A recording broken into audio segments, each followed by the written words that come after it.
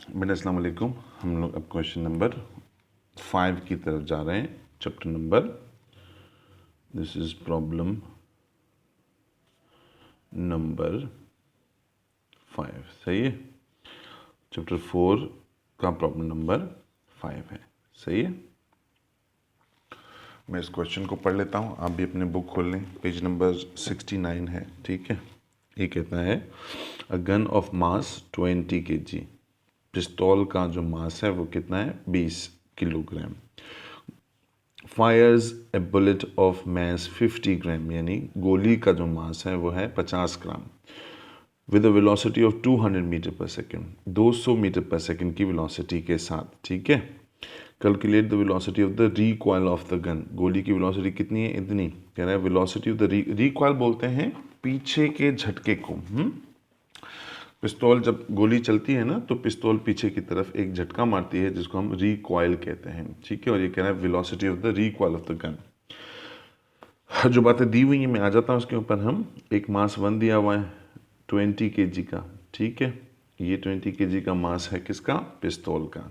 मास 2 दिया हुआ है गोली का, कितना है 50 ग्राम। बेटा ये ग्राम के अंदर है, इसको आप डिवाइड करोगे किससे, 1000 से।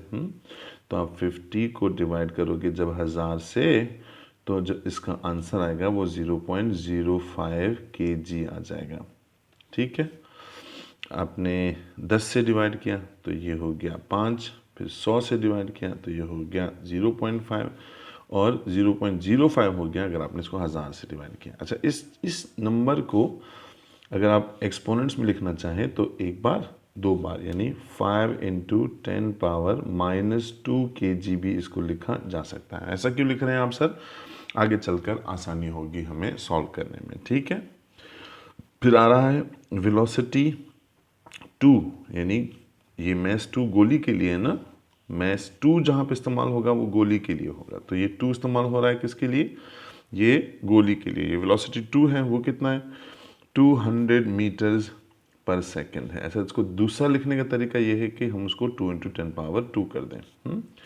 ये पॉइंट यहाँ है, पॉइंट यहाँ आ जाएगी तो ये प्लस की पावर हो जाएगी। लेफ्ट टू राइट आती है पॉइंट तो फिर प्लस की हो जाती है, मीटर्स पर सेकेंड। सर आपने ऐसा क्यों किया, मैंने ऐसा इसलिए किया ताकि हम इसको आसानी से सॉल्व कर सकें।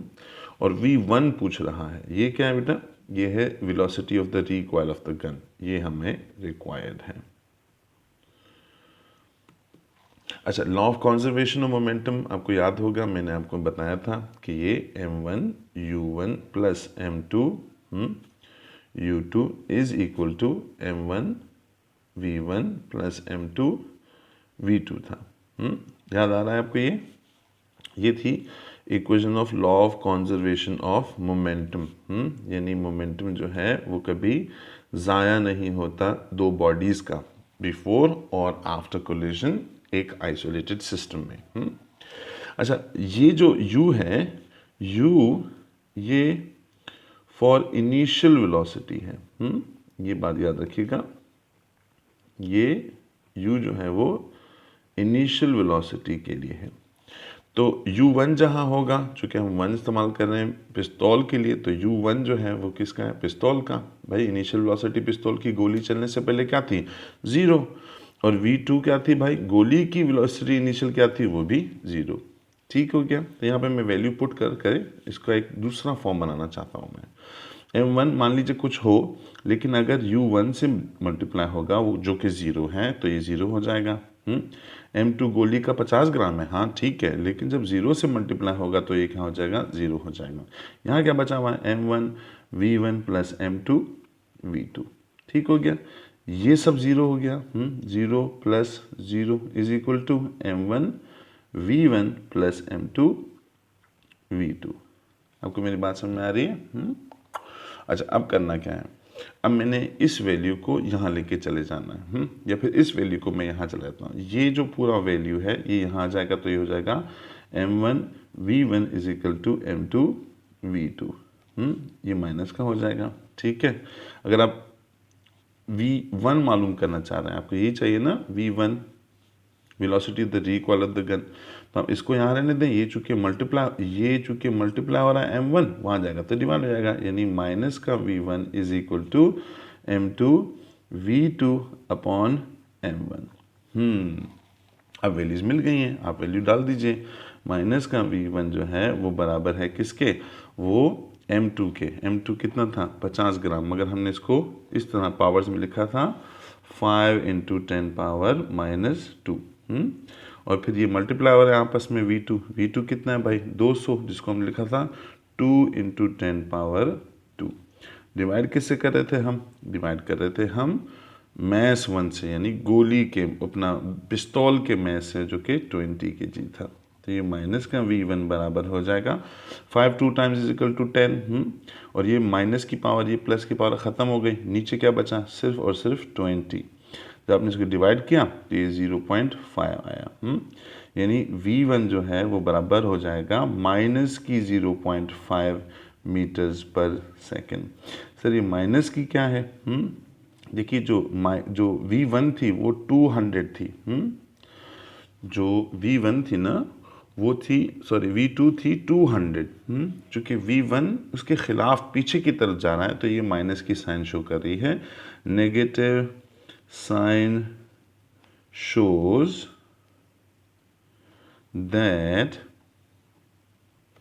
velocity of the recoil of the gun, velocity of recoil of the gun will be opposite to velocity of bullet। ठीक हो गया, यहाँ तक आपको बात समझ में आ गई होगी। बुक में इसका आंसर पैच हो रहा है, मैं कुछ चीज़ें हाईलाइट कर देता हूँ। हाँ, एक तो हमें मास 1 मिला हुआ है, वो कितना मिला हुआ है 20 kg का मिला हुआ है। ठीक है, मास 2 मिला हुआ है, वो हमें कितना मिला हुआ है 5 × 10 पावर -2 kg मिला हुआ है मास 2।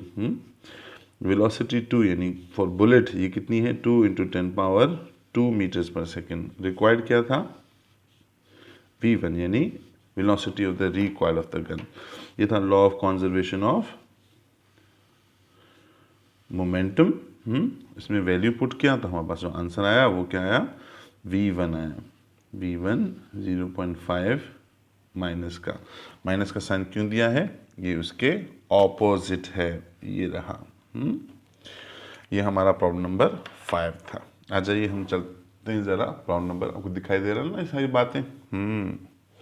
चले आते हैं प्रॉब्लम नंबर 6 के ऊपर। ये क्या कहता है, an empty truck weighs 4000 Newton, its engine can produce a maximum acceleration, maximum इसका दम ही इतना है, acceleration of 1 meter per second square. If the truck is loaded with 2000 newton, find the maximum acceleration the engine can produce. अगर उस पर load डाल दिया जाए कितना 2000 न्यूटन का, तो फिर एक्सेलरेशन कितना। देखिए खाली ट्रक अगर 1 मीटर पर सेकेंड की एक्सेलरेशन पैदा कर रहा है, लोड डालने पर उसका एक्सेलरेशन कम हो जाएगा। क्यों भाई, मास बढ़ाने से एक्सेलरेशन कम तो होता है, यही तो हमने सेकंड लॉ में पढ़ाया गया था। आ जाते हैं प्रॉब्लम नंबर 6 पर। ठीक है अक्सा, प्रॉब्लम नंबर 6। ठीक है, अब एम्प्टी ट्रक का वेट यानी W1 वो कितना है 4000 न्यूटन का। ठीक है, और लोड कितना है यानी W2 कितना है, वो है 2000 न्यूटन का। ठीक है, हो गया। और क्या है, मैक्सिमम एक्सेलरेशन जो वो प्रोड्यूस कर पा रहा है वो कितनी है 1 मीटर पर सेकेंड स्क्वायर। ठीक, जी की वैल्यू कितना हो सकता है हमें काम आ जाए 9.8 मीटर्स पर सेकेंड स्क्वायर, लेकिन आपकी बुक में इस चैप्टर के अंदर हम इसको 10 मीटर्स पर सेकेंड स्क्वायर रख रहे हैं। ठीक है, आसानी हो जाएगी हमें। अब आ जाते हैं सॉल्यूशन पर। देखिए हमें ये देखना है कि मैक्सिमम फोर्स कितना मार पा रहा है, ट्रक फोर्स कितनी मार पा रहा है। तो फोर्स पता चलेगी हमें ऐसे कि उसका मास देख लें और उसका एक्सेलरेशन देख लें, मगर मास का तो फड्डा है, मास तो है नहीं मेरे पास। तो मास कैसे मिलेगा सर आपको, मुझे मास मिल सकता है, मास ऑफ ट्रक मुझे ऐसे मिल सकता है कैसे मिल सकता है? हम W is equal to M G रखें और फिर G को वहाँ ले जाएं, यानी मास बराबर हो जाएगा W अपॉन जी, ऐसे हो जाएगा। मास यहीं रखा, G इसके नीचे आ गया, यानी W अपॉन जी हो गया। तो वेट कितना था? 4000 न्यूटन। और G की वैल्यू कितनी थी? 10। तो एक यहाँ से गया, एक यहाँ से गया, यानी मास जो है वो बच गया कितना? 400 kg का। जब 400 kg का मास बचा तो इसको हमने यहाँ पर इस वैल्यू में डाल दिया। This mass would go in this, correct. तो अब आप कैसे करेंगे? F is equal to M A, ठीक है। F is equal to M कितना है? 400 किलो। एक्सेलरेशन कितनी है? 1। तो टोटल फोर्स कितनी मार पा रहा है वो? 400 न्यूटन। इससे ज़्यादा फोर्स वो मार ही नहीं सकता। कौन? ट्रक। तो अगर आप मास और डालेंगे तो क्या होगा भाई? और भी कम हो जाएगा। अब जानता हूँ कि फोर्स बराबर होती है किसके? मास और एक्सेलरेशन के। अब हम लोड डालकर चेक करते हैं। मास बढ़ जाएगा हमारा, है ना? मास बढ़ जाएगा कैसे? 400 किलो पहले था, 2000 न्यूटन आपने और डाला। अब इसको भी हमने मास, ये देखो न्यूटन है ना, फोर्स के यूनिट्स में है। हम उसको कैसे कन्वर्ट करेंगे? हम उसको डिवाइड कर देंगे जी से। तो यहाँ पर हमें मास 2 चाहिए।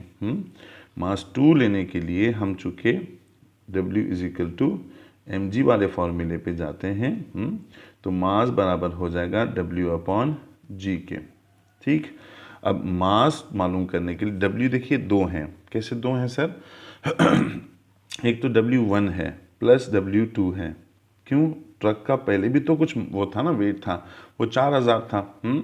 और अब जो आप डाल रहे हैं वो क्या है? वो 2000 है। और फिर हम उसको G की वैल्यू से डिवाइड कर देंगे, ठीक है। यानी मैस जो है, इनको ऐड किया, क्या है? W1 W2 कितना है? वो है 4000 न्यूटन। और लोड कितना डाला? 2000 न्यूटन का। और डिवाइड कर दिया किससे? 10 से। तो ये हो जाएगा 4 और 2 6000, और डिवाइड किया 10 से, तो ये हो जाएगा 600। मैस 2 जो है वो 600 kg का हो जाएगा। मैस 2 लोड डालने पर हमने उसको 600 kg कर दिया। अब एक्सेलरेशन मालूम कर सकते हो? हाँ सर, एक्सेलरेशन जो है, देखिए ये निकालना है मुझको, तो मैं इसको डिवाइड कर दूंगा, फोर्स डिवाइडेड बाय मैस। अब देखिए एक्सेलरेशन डायरेक्ट प्रोपोर्शन है फोर्स के साथ, लेकिन फोर्स तो मैक्सिमम मार ही यही पा रहा है, यही उसकी कैपेसिटी है। किसकी? ट्रक की। इससे ज़्यादा वो फोर्स मार नहीं सकता। जो उसका इंजन है वो इतनी ही फोर्स मार रहा है। तो यहाँ पर हम डालेंगे इंजन की कैपेसिटी की फोर्स। तो अब एक्सेलरेशन बढ़ेगा अगर फोर्स बढ़ेगी, लेकिन उससे वो बढ़ा सकता नहीं है। एक्सेलरेशन घटेगा अगर मैस बढ़ेगा, और मैस आपने बढ़ा दिया, 200 kg आपने मजीद डाल दिया इसमें। पहले 400 kg था ना, 400 kg था यहाँ पर मास, देखिए। अब आपने 200 kg और भी चढ़ा दिया इसके ऊपर, तो कितना हो गया? 600 kg। तो फोर्स कितना है भाई? 400। डिवाइड किससे करना है? 600, करेक्ट है। यहाँ से ये 2 गए, यहाँ से ये 2 गए, 6 का टेबल 4 बार पढ़ेंगे। चार को लगेगा? नहीं लगेगा। पॉइंट लेंगे तो ये 40 हो जाएगा। फिर 6 का टेबल लगेगा? हाँ, 6 टाइम लगेगा। तो जो पॉइंट लिया था तो आपने ये ले लिया, और 6 बार पढ़ा तो ये 0.6 हो गया। फिर क्या हो गया? फिर ये जब आप माइनस करेंगे तो फिर आपका 4 बचेगा, फिर लगाओगे तो फिर 6 हो जाएगा। यानी एक्सेलरेशन जो ट्रक मारेगा मास के ज़्यादा होने के बाद, वो 0.66 मीटर्स पर सेकेंड स्क्वायर होगी। आपको बात समझ में आ रही है? ट्रक के 2 मास दिए हुए थे। एक तो खाली ट्रक का मास था, वो कितना था? 400 किलो। लोड डालने पर कितना हुआ? 200 किलो। तो टोटल कितना हो गया? 600। ट्रक का मास 400 किलो नहीं होता है, 100 किलो का तो मैं हूँ भाई। मगर ये वैल्यू हाइपोथेटिकल है। ये वैल्यू क्या है? हाइपोथेटिकल। 400 kg मास नहीं होता ट्रक का, ठीक है। तो आई होप मेरी बातें यहाँ तक आपको समझ में आई। ये प्रॉब्लम नंबर 6 था। हाईलाइट कर लें चीज़ों को। पहले आप निकालेंगे फोर्स, ठीक है, और फोर्स मास के बगैर नहीं आएगी, तो आपने मास निकाल लिया, ऐसे करके। अब ये टोटल फोर्स है किसकी? ट्रक की। कैपेसिटी ऑफ ट्रक, फिर आपने लोड चढ़ा लिया, तो कितना लोड चढ़ा है 2000 न्यूटन का। ये देखिए 2000 न्यूटन का दूसरा लोड चढ़ा दिया था खाली ट्रक में। तो अब चूंकि मास बराबर होता, एक्सेलरेशन बराबर होती है फोर्स अपॉन एम, फोर्स इससे ज़्यादा हो नहीं सकती। क्यों? वही वो कह रहा है कि मैक्सिमम एक्सेलरेशन 1 मीटर पर सेकंड की दे रहा है, और भाई एक्सेलरेशन तो ज़्यादा होती है अगर फोर्स, तो उसकी मेरे ख्याल से कैपेसिटी इतनी थी, तभी तो वो 1 मीटर पर सेकंड स्क्वायर की दे रहा था एक्सेलरेशन। तो फोर्स जो ट्रक की है वो 400 न्यूटन हमने निकाली यहाँ पर, और मास चूँकि हमने बढ़ा दिया था, पहले 400 किलो था, फिर 200 किलो का और डाला। 200 किलो कहाँ से निकाला? 200 किलो हमने यहाँ से W वाले से निकाला था, ठीक है। यहाँ पे मैं कर देता हूँ W is equal to M g, और M is equal to W upon g, ठीक है। और M is equal to W का वैल्यू क्या था 200, वेट था 200 न्यूटन, और G की वैल्यू 10 थी, काटा तो ये हो जाएगा मास हो जाएगा 200 kg। मैंने इसको यहाँ से कंबाइन निकाला था मास, ठीक है। तो हमने इसको ऐड कर दिया डायरेक्टली।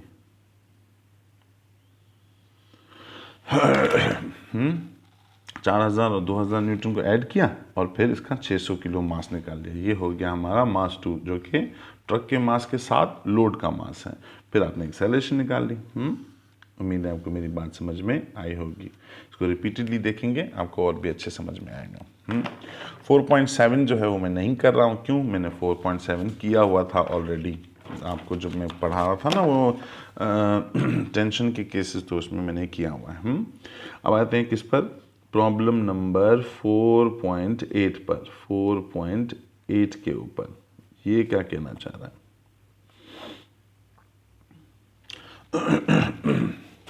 ये कहना है a rectangular metal block of mass 4 kg rest, एक 4 kg का मास रेक्टेंगुलर ब्लॉक जो है वो एक जगह पे आराम कर रहा है, रेस्ट कर रहा है on the top of a metal surface, किसी मेटल सरफेस के ऊपर। The coefficient of friction between the box and the metal surface is 0.2। Mu की जो वैल्यू है वो 0.2 दी हुई है इन्होंने, ठीक है। कोएफिशिएंट ऑफ फ्रिक्शन बोलते हैं म्यू को। इस पर बात हुई हमारी। What force parallel to the surface is needed to move the block, इसको आगे मूव करने में कौन सी फोर्स चाहिए होगी? अब आ जाते हैं भाई, म्यू की वैल्यू कितनी है 0.2। मैस कितना दिया हुआ है 4 kg का। ओए होए होए होए, आपने हमें मैस इसलिए दिया है ताकि हम W की वैल्यू मालूम कर सकें। तो W क्यों मालूम करेंगे भाई? W इसलिए मालूम करेंगे क्योंकि वो बराबर होता है हमेशा रिएक्शन के। मैं बताता हूँ, आपको याद दिलाता हूँ। फ्रिक्शन जो है बेटा वो बराबर होती है म्यू आर के। आपको याद आ रही है? इस पर हमने बात की हुई है ना, force is directly proportional to normal reaction. जब आपने कांस्टेंट ऑफ प्रोपोर्शनैलिटी रिमूव किया था तो कांस्टेंट लगाया था, इक्वल्स टू लगा के कांस्टेंट लगाया था, और कांस्टेंट जो था वो म्यू था। म्यू क्या था? कोएफिशिएंट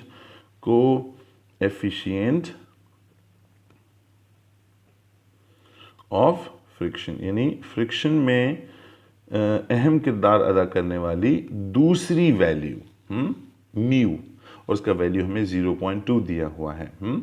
और रिएक्शन जो है वो, अब देखिए ज़रा, रिएक्शन क्या है? वो उतना ही होता है जितना वेट होता है। जितना ज़्यादा वेट होगा उतना रिएक्शन होगा, क्योंकि एक दूसरे को बैलेंस करते हैं। मैं कुर्सी पर बैठा हूँ ना, तो मेरा वेट नीचे की तरफ मार रहा है, और कुर्सी ने उतना ही रिएक्शन देना है मुझे बैलेंस रखने के लिए, वरना मैं गिर जाऊँगा भाई। तो रिएक्शन हमेशा W के बराबर होता है। तो W भाई, W कैसे मिलेगा आपको? W मिलेगा मैस के ज़रिए। तो 4 अगर मल्टीप्लाई होगा 10 के साथ, तो W मिल जाएगा हमें कितना? 40 न्यूटन का। अब हमें R यानी W मिल गया। W मिल गया जो कि बराबर है किसके? R के। अब कर सकते हैं? हाँ सर कर सकते हैं। F is equal to mu R, ठीक है। F is equal to mu की वैल्यू क्या है 0.2, और R की वैल्यू आपकी कितनी है 40। अब इसको आसान तरीका इसका ये है कि आप इसको पॉइंट यहाँ ले जाएं और इसकी जीरो ख़त्म कर दें। फिर ये 4 2 टाइम्स हो जाएगा, ये कितना हो जाएगा 8 न्यूटन का।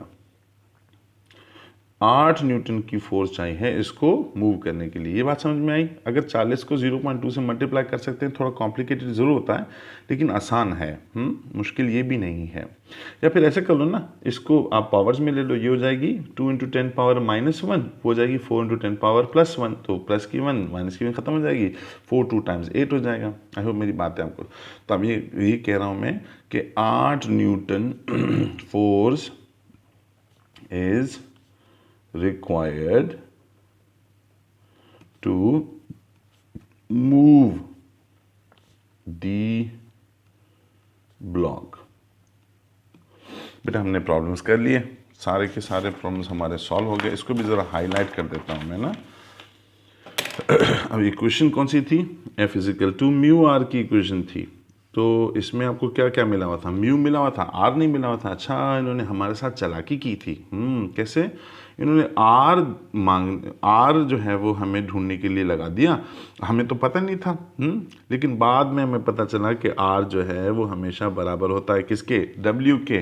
जितना वेट लगेगा उतना ही ज़्यादा रिएक्शन लगेगा। तो हमने वेट ढूंढने के पीछे चले गए, हम उनके ट्रैप में नहीं आए। उनको लगता था कि हम रिएक्शन ढूंढने के लिए जाएंगे। जी नहीं, हम वेट ढूंढने के लिए चले गए। और वो कितना निकाला हमने? 40 न्यूटन का। फिर हमने F = म्यू आर वाली इक्वेशन लगाई और हमें फोर्स मिल गया कितना? 8 न्यूटन। आपकी बुक में ये आंसर पैच हो रहा है। तो कुल मिला के हमने 4.8 तक प्रॉब्लम्स कर लिए। इनके 2 वीडियोस मैंने बनाए हैं। एक जो 4.7 था वो मैंने ऑलरेडी कर दिया था। अच्छा, अब इस वीडियो के आखिर में कुछ बातें मैं बोल रहा हूँ। चैप्टर नंबर 1 का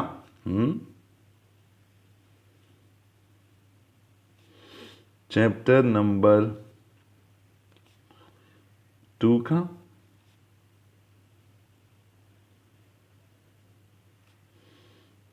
चैप्टर नंबर 3 का और चैप्टर नंबर 4 का।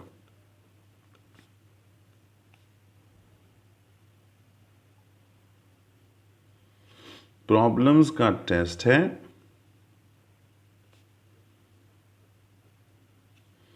On Wednesday.